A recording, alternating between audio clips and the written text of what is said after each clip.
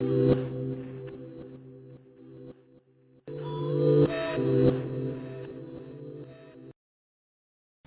think what's interesting about teaching Brexit at the moment is the way in which students are trying to engage themselves with the uncertainty of the process. So what we've been trying to do is to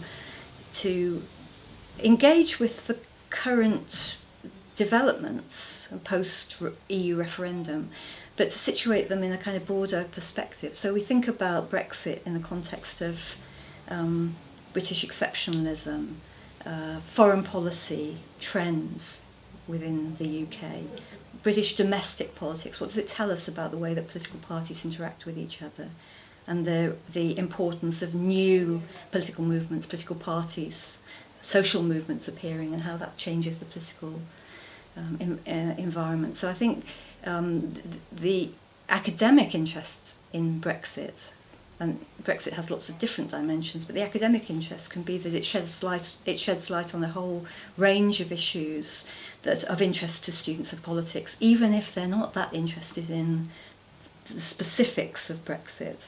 Most students, I think, are interested. So what Brexit means for the study of politics is that that we can identify, we can look at any political question through this lens now. The role of the media, what role did the media play, or will the media play in the EU referendum? As I said, party politics, the intricacies of how the civil service actually work, very interesting perspective. What this means in terms of perceptions of outsiders,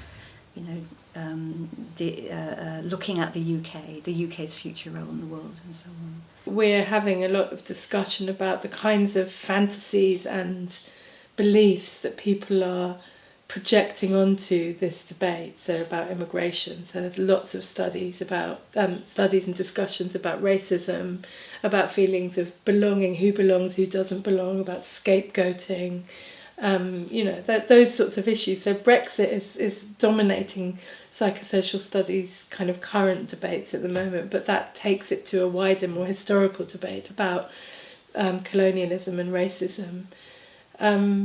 So that's quite a big thing. Obviously Trump as well, so ideas about neoliberalism and the crisis of capitalism, about the idea of new systems emerging out of the destruction of the old ones. These are the sorts of things that people are talking about in my department at the moment, and trying to find ways of understanding what's happening in order to try and affect an